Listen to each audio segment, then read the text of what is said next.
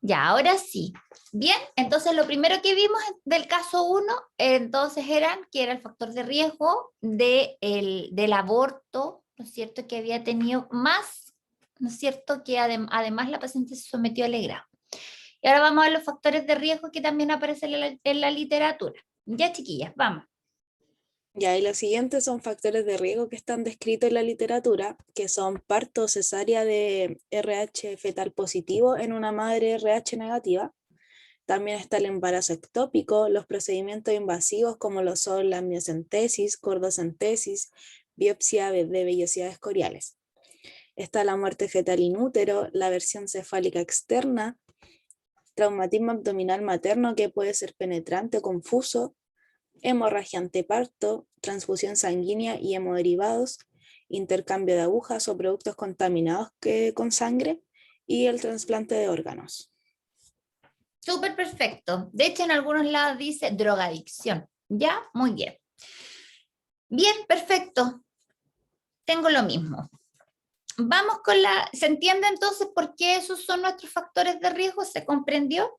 Porque esos nos van a generar el riesgo del contacto, ¿no es cierto?, de glóbulos rojos del producto de la concepción, ¿no es cierto?, que puede tener en su superficie antígenos, ¿no es cierto?, diferentes, ¿ya? Y que pueden desencadenar la respuesta inmune en la madre. Ya. Posibles riesgos fetales. Perfecto. Bueno, dentro de los posibles riesgos fetales está la anemia, el hidrofetal, está la hiperbilirrubinemia, que en los altos niveles de bilirrubinemia pueden provocar Kernicterus, que es una enfermedad que también trae consecuencias como el daño cerebral, convulsiones, sordera.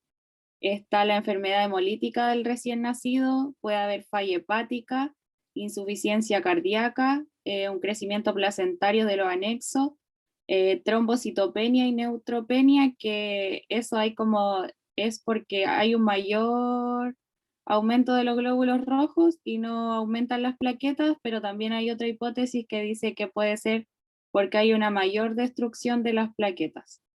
La esplenomegalia y la muerte fetal. Perfecto. Insuficiencia cardíaca, sí. Dentro de las acciones de la matronería está determinar el grupo RH paterno, que es súper importante, porque el RH positivo es dominante, entonces va a influir mucho que el del papá. Explicar a la paciente los resultados de los exámenes y las conductas que se van a seguir.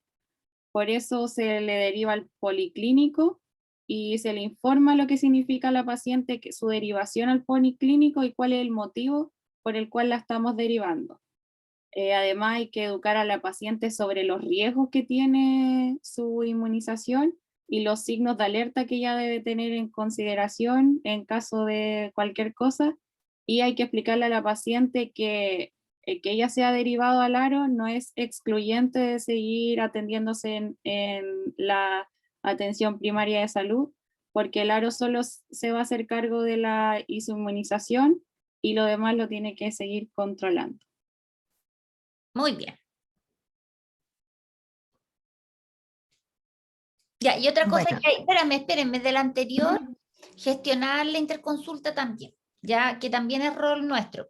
Ya habitualmente ahora ya la mayoría de los CEFAM se están ingresando la interconsulta a través de un sistema que es electrónico, pero a veces en algunos lugares todavía no está el sistema bien habilitado, digámoslo así como ficha electrónica o SISMAULE o sistema que esté conectado en línea. Y si es así, si no es así, uno también tiene que educar a la paciente de cómo gestionar la interconsulta, porque imagínese a usted le entregan una hoja, tome, ahí está su interconsulta y uno va a decir, Dios, ¿qué hago con esto? ¿Sí o no? Entonces, perdón, parte de mi rol también, para que no se les olvide, sobre todo en APS, es informar a la paciente. Si yo no tengo sistema y le estoy entregando la hoja a la paciente, tengo que explicarle cómo ella debe gestionar la hora, si por ejemplo tiene que ir con la hoja al SOME, si a lo mejor la tiene que timbrar en recaudación primero y luego con la hojita ir al SOME, y en el SOME a lo mejor le van a decir que la van a llamar para darle la hora, ya, eso también ahí está dentro de las acciones de lo que hacemos en APICES, ya, entonces ayudar a gestionar la hora. Bien. Con respecto a la conducta del usuario, si hubiera tenido un test de COMS negativo, sería solicitar un COMS indirecto de forma trimestral para ver si hay detección de antígeno antieritrocitario en el suero materno. También hay que determinar el grupo del RH paterno porque si es RH negativo probablemente no haya muchos problemas, pero si es positivo probablemente el bebé también va a ser RH positivo. Entonces se podría formar la inmunización. Y a forma de profilaxis habría que administrar 300 microgramos de gamma globulina anti-D que comercialmente se denomina ROGAM. Y esto a las 28 semanas de gestación. Muy bien.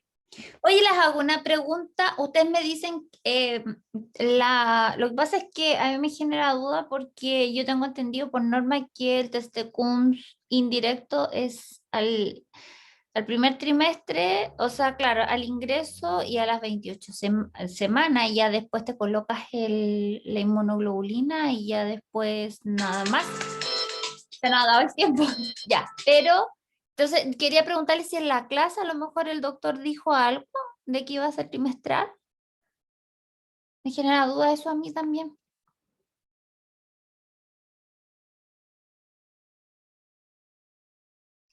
Sí, profe, lo pasó en la clase y hay un flujograma en la guía perinatal que sale que en el embarazo RH negativo no sensibilizado ¿Ya? hay que solicitar un COMS indirecto trimestral. Mm, es que aquí tengo el algoritmo yo también. Primer embarazo, repetir título mensual, el afectado, pues el sensibilizado y el no sensibilizado. Sí, perfecto. Sí, en ese algoritmo sale trimestral. Ya, es que lo que pasa es que en el resto de la guía dice el ingreso después de las 28 semanas. Ya, perfecto. Sí, tiene toda la razón. Y eso, y la inmunoglobulina importantísima a las 28 semanas. Perfecto. 300 gamma globulina, perfecto. Ya, súper. Ya, chicas, a ver, espérenme algo más. Bueno, y otra cosa, ahí sí, hay algo que nos faltó ahí. Que en caso, por supuesto, de que que me salga el test de CUM directo positivo, ¿qué voy a tener que hacer?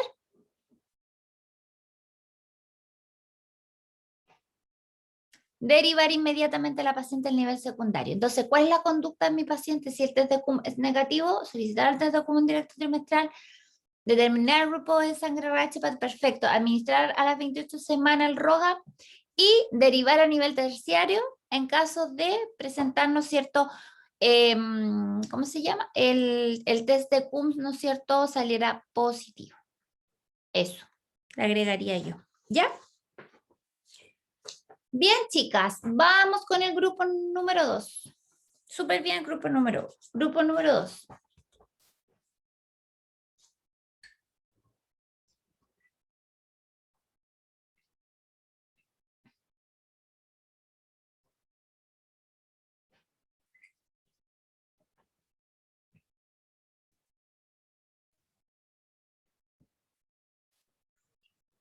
Ya, profe.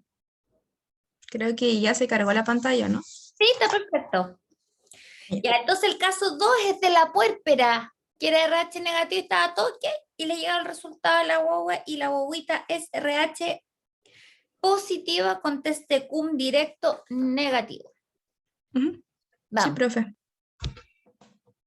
La primera pregunta dice, establezca un plan de atención para esta puérpera según los resultados del examen de la recién nacida.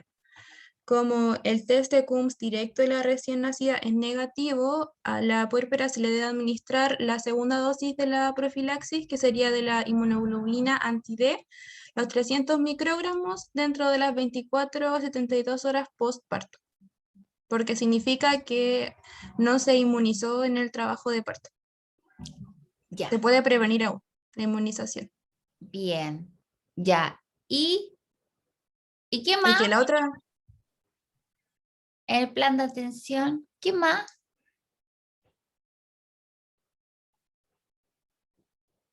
Establezca un plan. Usted va a llegar, Ah, pero, es que te dije señora, que coloque todo no, lo que se llama explicarle, su bueno, glúteo obviamente porque la voy a preguntar. explicarle a la paciente que Ah, la profilaxis que se le hizo a las 28 semanas resultó que el riesgo se disminuyó, que no hubo inmunización y por lo tanto se le va a aplicar la segunda dosis para disminuir el riesgo que existe de inmunización postparto, pero que sí ella debe como es un antecedente importante que ella tiene que recordar y mencionar si próximamente se embaraza, por ejemplo, si va al doctor o algo así, tiene que mencionar que se le administraron las inmunoglobulinas. perfecto. Ya, en algunos lados puede ser que muchas veces esto se derive, esta indicación a la matrona, pero nosotros en estricto rigor, esto no es un medicamento que esté por protocolo autorizado para ser indicado por una matrona. Por lo tanto, además yo tengo que... Derivar al doctor, llamar al doctor y avisarle. Exacto, tengo que informar al médico de turno o el que al paso visita por la sala, o en el caso de la clínica se llama al médico tratante y se le dice, ¿sabe qué? Tenemos que rogar a su guagua. Ya, o sea, no a la guagua, a la señora. Ya entonces se informa al médico tratante, el médico tratante deja la indicación, yo voy donde la paciente, informo y solicito el consentimiento informado, por supuesto, de forma verbal de que vamos a administrar el Rogaine. Le administro el Rogaine y luego debo...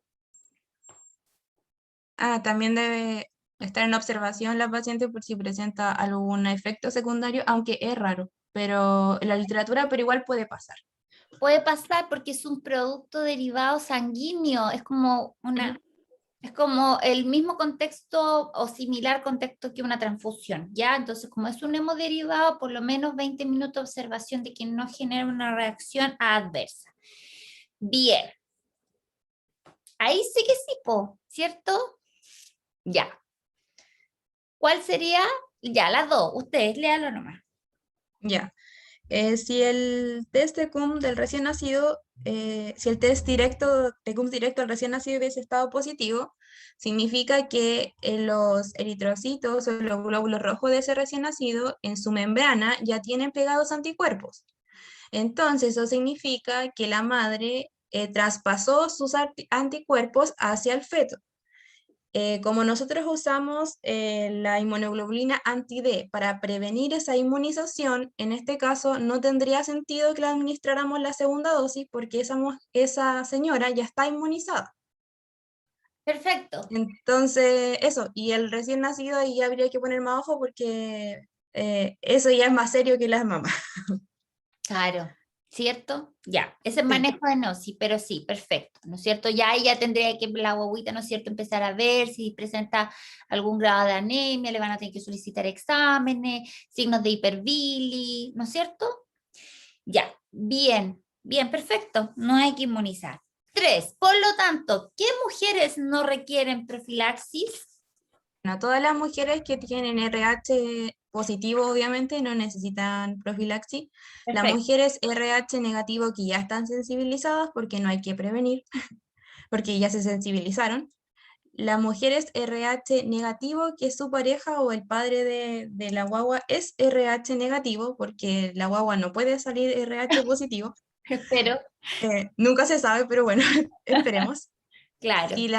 Si la mamá es RH negativo y el hijo, al tomarle su grupo sanguíneo, también sale que su RH es negativo, tampoco habría por qué poner la segunda dosis. En las mujeres, como en el caso anterior, que son RH positivo, que su hijo es RH, perdón, la mujer RH negativo, que su hijo es RH positivo, pero el test de CUMS directo de ese recién nacido sale positivo, tampoco tiene sentido porque ya están inmunizados. Y por último, en las mujeres RH positivo DU+, que el DU+, es un fenotipo del RH que es muy débil.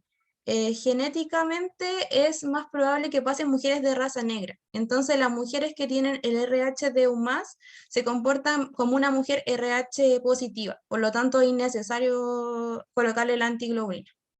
Muy bien, ya Perfecto. Es dentro del gran y el amplio espectro, ¿no es cierto?, de posibilidades de anticuerpos que pueden presentar, ¿no es cierto?, los glóbulos rojos, que es enorme. Bien, súper bien. Bien, vamos con la 4.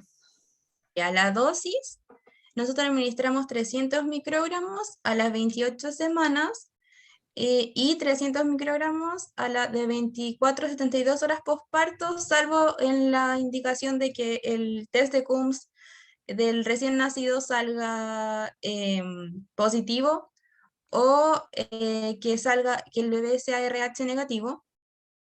La vía de administración para nosotras, o sea, para el médico, es intramuscular, según el manejo de la guía perinatal. Sí, intramuscular. Es que están las dos, pero es que pusimos ambas, pero en el momento íbamos a explicar que se usa para una embarazada de forma intramuscular. Sí, esa es la recomendación Eh, general, es intramuscular. Ujú. la vida media, aproximadamente 24 días, o también en otras partes decía que podía durar de 3 a 4 semanas. Ya, ujú, sí. El mecanismo de acción básicamente es un bloqueo antigénico por inhibición competitiva. O sea que en la parte de los glóbulos rojos, donde se van a pegar los antígenos, se bloquean y evita que se estimulen las células linfoideas y monocitos de la mamá y que no genere como esta respuesta como inmune hacia la sangre del feto. Y que no lo ataque, por así decirlo, que en el fondo es eso lo que pasa. Como que trata de destruir estos glóbulos rojos extraños para ella. Claro, como que impide el reconocimiento. Sí, como que lo esconde. Exacto. Ujú. La composición es, básicamente son globulinas humanas, el medicamento, obviamente que están estériles, y tiene anticuerpos específicos IgG que actúan frente al antígeno D de los eritrocitos humanos y también tiene albúmina para estabilizarse. ¿Y Ambas son proteínas. por qué IgG y la IgM no nos importa?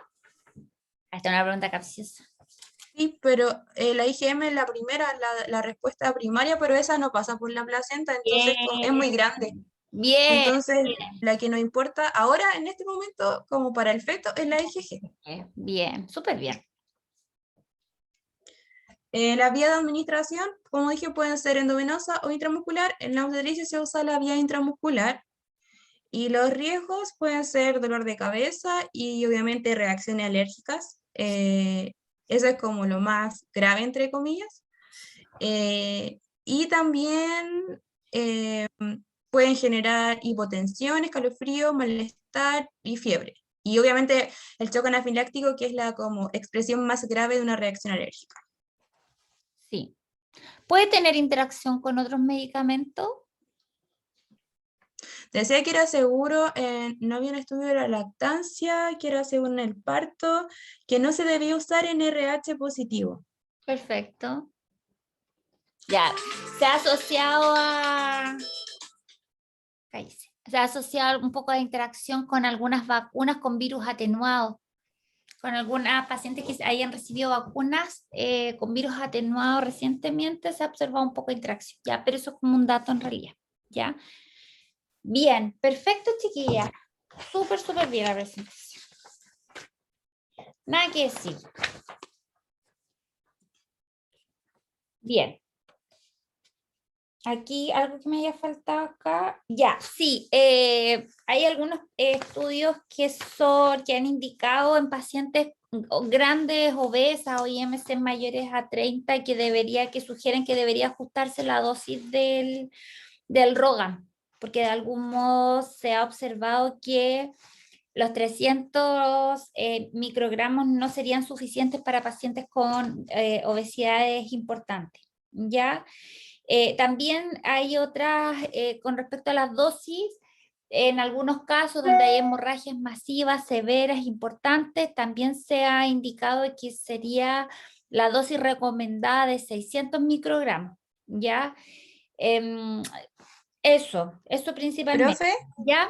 con respecto a las dosis, también en un libro hablaba de que si la paciente, en un caso de que no pudiera ponerse la primera a las 28 semanas, porque no tuviera la plata o por X motivo, se puede mantener con exámenes cada un mes seriados hasta el parto, porque básicamente cuando están embarazadas el riesgo de inmunizarse es como de 1%.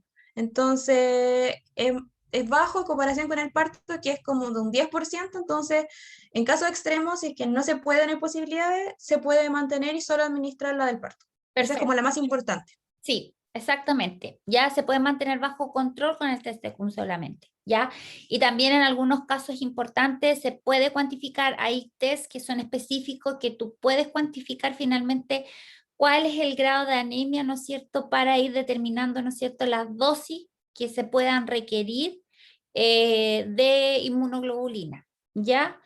Pero son más específicos, ¿ya? Algo más, eso, como en términos generales. Bien, chicas, vamos con el caso 3 para que nos alcance, nos quedan justo 10 minutos.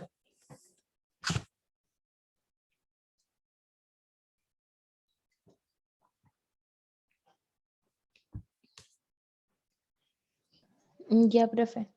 Vamos, está corriendo el tiempo.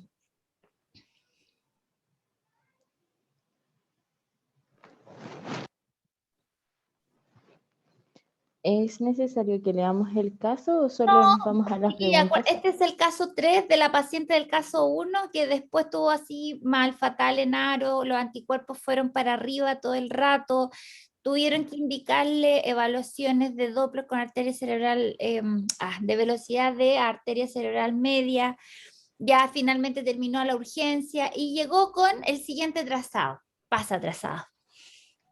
Ya. Ya. Bueno, tenemos este trazado y nosotros pusimos que la frecuencia cardíaca fetal basal es de 140 latidos por minuto. La variabilidad es ausente, al igual que las aceleraciones y desaceleraciones. Que la dinámica uterina también es ausente, a pesar de que hay un leve aumento en el tono, por lo que clasificamos este registro basal no estresante como no reactivo, porque hay ausencia de aceleraciones. Claro, y de variabilidad. Bien. Ya. En la pregunta 2 dice: explique por qué el registro basal no estresante puede presentar un trazado no reactivo o que muestre un estado fetal no tranquilizador. Nosotras, como lo clasificamos como no reactivo, debido a que hay ausencia de aceleraciones en todo el trazado, y esto puede llegar a significar que hay un compromiso en el bienestar fetal. Y como la madre es RH negativo sensibilizada con un test de Kuhn indirecto positivo con títulos de 1 a 64, esto significa que está asociado a una enfermedad fetal o neonatal, es decir, que el feto presenta anemia severa por hemólisis, lo que puede generar hipoxia en el feto. Claro. Bien.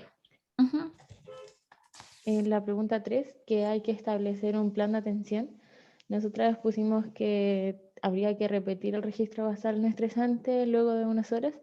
Debemos asegurarnos que la usuaria se alimente para repetir este registro y lateralizar a la madre. Y también habíamos puesto que se puede evaluar la interrupción del embarazo por cesárea, ya que hay ausencia de movimientos fetales en las últimas 12 horas y el registro basal no estresante es no reactivo, por lo tanto es sospechoso. Bien. ¿Qué otras cosas podríamos hacer antes de que me pase la siguiente?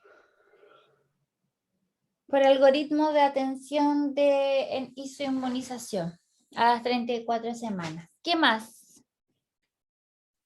Bueno, ¿no es cierto? Si tengo esta paciente, para empezar, ¿la hospitalizamos o no? ¿Ustedes qué creen que van a indicar? ¿Deberíamos hospitalizarla para reevaluar nuevamente? Sí, ese paciente se va a aro. Sí, uno hospitalizar. Es que como estaba en el caso, profe, que la habían hospitalizado en aro. No, estaba en control en poliaro. Ah, sí, ya. Control poliaro y después ella está consultando, ahora está en la urgencia, no está hospitalizada, está en la urgencia y consultó por disminución de los movimientos fetales. Y usted le hace un registro, el registro está plano. Ya, por una paciente que ha estado con valores críticos, ¿no es cierto? O con valores límite, parece que durante el embarazo no le coloqué eso, lo pensé, no lo coloqué después en el caso, le iba a colocar todos los valores de las velocidades, pero iba a ser mucho. Pero a lo mejor imaginando que si tuvo que requerir un control semanal, finalmente, ¿no es cierto?, habla de que tuvo que tener un control estricto, ya que lo más probable es que tuvo, a lo mejor se mantuvo en rangos de normalidad límite, y bueno, y ahora vienen estas condiciones. Entonces, lo primero, hospitalizar, repetir el registro, asegurar las condiciones adecuadas para tener un buen registro, para poder descartar otras circunstancias por las cuales tenemos un registro no reactivo, ¿ya? ¿Qué más se le podría realizar hospitalizar a esta paciente?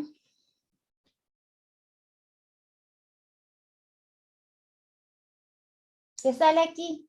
Si tengo monitoreo fetal desde las 32 semanas, registro basal no estresante sospechoso. Estoy mirando la guía, abrir el algoritmo. Si tengo un registro basal no estresante, sospechoso, o en este caso no concluyente a lo mejor, ¿qué viene? Ustedes me dijeron evaluar la interrupción, perfecto, sale ahí. También, ¿qué más?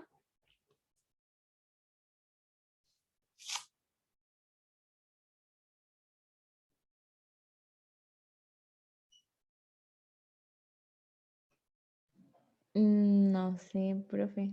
Bueno, No sé aquí si mis compañeras del grupo sale me pueden marcado como ayudar. a las 32, sí, ya se puede hacer un test de tolerancia a las contracciones, se puede repetir el Doppler, sobre todo ahí, ¿no es cierto? Bueno, evaluar. ¿Le colocan corticoide o no le colocan corticoide?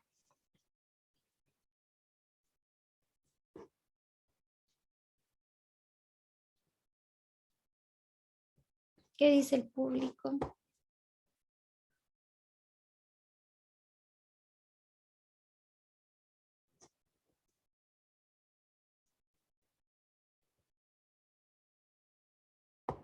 Silencio.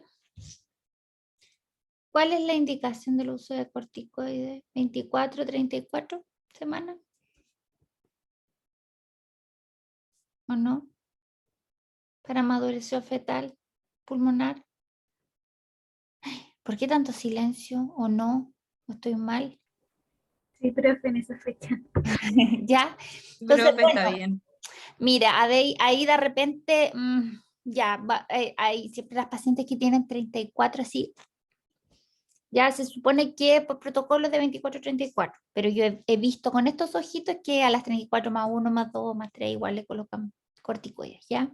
Para que sepan que igual de repente puede ser de que con 34 más 0, más 1, más 2, más 3, igual le administra. Yo he visto hasta como de 35 que le siguen, pero se supone que la evidencia indica que es hasta las 34 semanas. Y obviamente, ¿no es cierto? Si me vuelve a salir un registro en donde yo tengo signo de sufrimiento fetal con 34 semanas y sabiendo que la guagua tiene maduración pulmonar, chao, para afuera, está puro sufriendo adentro. Y se puede volver peor el escenario porque esta situación de hemólisis y de daño, ¿no es cierto? Es progresivo, po, ¿sí o no? No se le va a pasar. Entonces, mejor afuera que adentro ese bebé. Ya, vamos con la pregunta número 4, o 3, o 4. Ay, verdad que a ustedes le tocaron 5. ¿Para qué entonces le sirve a esta señora que estuvo con medición? ¿Para qué sirve el Doppler? ¿Por qué le miden la arteria cerebral media? Nosotros pusimos que era para evaluar si hay presencia de anemia y el grado de anemia que haya, y además para evaluar si se requiere de transfusión. Ya, ¿por qué?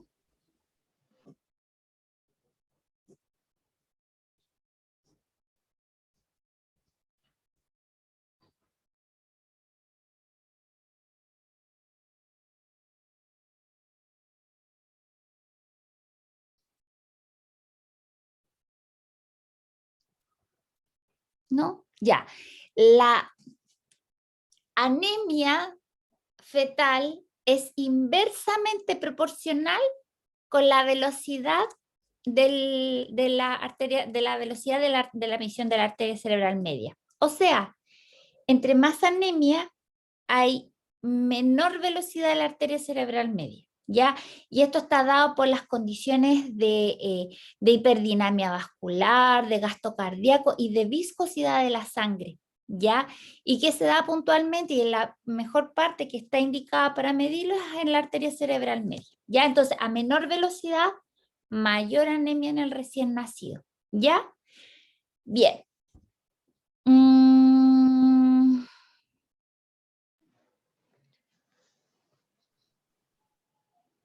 Bien, ¿se entiende eso? Sí, profe. Ya, entonces a menor velocidad de arteria cerebral media, mayor va a ser la anemia. Vamos. 5. Ya. Nosotras pusimos que el test de Coombs indirecto sirve para detectar los anticuerpos antieritrocitarios en el suero materno, lo que finalmente se utiliza para la determinación de los títulos de anticuerpos, y que un resultado negativo o normal es cuando es menor a 1/16, y eso significa que la madre no ha producido anticuerpos contra la sangre del feto, por lo que no se ve asociado a enfermedad fetal o neonatal. En cambio, si hay un resultado positivo o anormal, esto significa que es mayor a 1/16, es porque la madre ha producido anticuerpos a los glóbulos rojos del feto y está sensibilizada, por lo que se asocia a una enfermedad fetal o neonatal. Si es entre 1/16 y 1/64, significa que el feto presenta anemia moderada, y si es mayor a 1/64, significa que el feto presenta una anemia severa.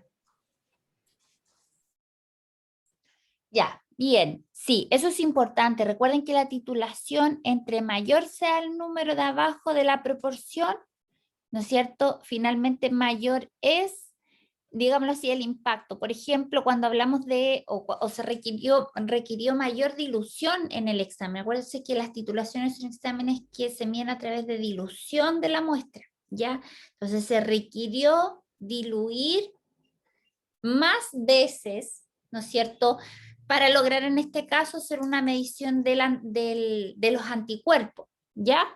Entonces, en la medida en que va subiendo, por ejemplo, si es 1/4, si es 1/8, ¿no es cierto? Son niveles, todo lo que es menor a 16 son títulos bajos. Ya sobre 16 tenemos que empezar a preocuparnos, ¿no es cierto? Y sobre todo, ¿no es cierto?, en títulos mayores 1/64, y he visto títulos 1/500 y tantos, sumamente altos, ¿ya?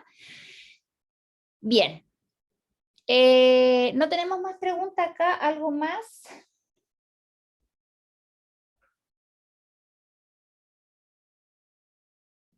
Creo que no, profe. Ya. Bien. Voy a mirar aquí mi apunte, si hay algo más importante. Ya. Estamos terminando, nos queda un minuto, chiquillas. Creo que el trabajo estuvo súper bien. Todas desarrollaron bastante bien las preguntas con pequeñísimos detalles. Ya, recordar, y lo que quiero acentuar en este taller es, uno, la enfermedad hemolítica, así como una condición en la cual se desarrolla la enfermedad hemolítica perinatal, es sumamente infrecuente. Sumamente infrecuente. Ahora que nos encontremos, por supuesto, con pacientes RH negativas, es súper frecuente. ¿Ya? Sino lo infrecuente es el hecho de que se genere, ¿no es cierto?, esta incompatibilidad, ¿no es cierto?, entre la madre y el feto, y que esto finalmente termine dañando gravemente al feto y causándole la muerte. Es súper poco, tiene una muy baja prevalencia, ¿ya? Por supuesto que si eso llega a suceder y yo no le hago nada, las consecuencias son fatales. Lo vimos también, ¿no es cierto? Por lo tanto, digámoslo así, el mayor esfuerzo, el mayor cuidado y lo que nosotros como matronas más realizamos es la pesquisa y es la prevención. Entonces, ¿qué es lo que tenemos que tener clarito? En control prenatal, a toda paciente, grupo de sangre y test de Coombs, indirecto, ¿cierto? Ya. Toda paciente que ingresa, grupo de sangre, test de Coombs. Ya al segundo control de embarazo no se me puede pasar no revisar los exámenes, ya tengo que revisar, descargar, observar. Si mi paciente es RH negativo, ¿no es cierto? Si tiene un test de Coombs positivo. Ya, si tengo un test de Coombs positivo, chao, o sea, directo a alto riesgo obstétrico, al tiro, derivado, porque la derivación frente, ¿no es cierto?, a una paciente de RH negativo, probablemente siciliza, es que se tenga que hacer la derivación inmediata. Si la paciente es RH negativa con test de Coombs indirecto negativo, ya, como lo veía ahí el algoritmo, que me parece bastante bien, es el control, ¿no es cierto?, trimestral del test de Coombs indirecto, más la inmunoglobulina a las 28 semanas y derivar SOS, ¿no es cierto?, a nivel secundario. ¿Ya? Y por supuesto, en mi puérpera, si tengo una puérpera RH negativo y nace un bebé RH positivo con test de Coombs indirecto negativo, ¿no es cierto?, administrar el rógamo, la inmunoglobulina, ¿no es cierto?, más o menos como a las 72 horas posparto. Y ojo, que si se me pasan las 72 horas posparto, si bien no es lo correcto, lo que debería, de algún modo la evidencia indica que hasta se podría colocar 4 semanas posteriores al parto, aunque no es lo ideal, se puede hacer, ¿ya? Eso, chicas, ¿alguna duda importante? ¿Alguien que quiera comentar algo?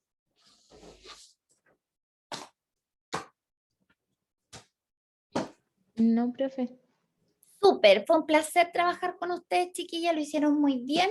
No sé cuándo me tocará de nuevo, de repente el Emanuel me va a pedir de nuevo que meta la cuchara en alguna clase, así que nos vamos a estar viendo, ¿bien? Les mando un abrazo, espero que tengan linda tarde, cuídense, no se salgan a exponer, que estén súper bien. Chao, chao. Chao, profe, Chao, gracias. profe, muchas Chao, gracias. profe, que esté bien. Chao, chiquillas.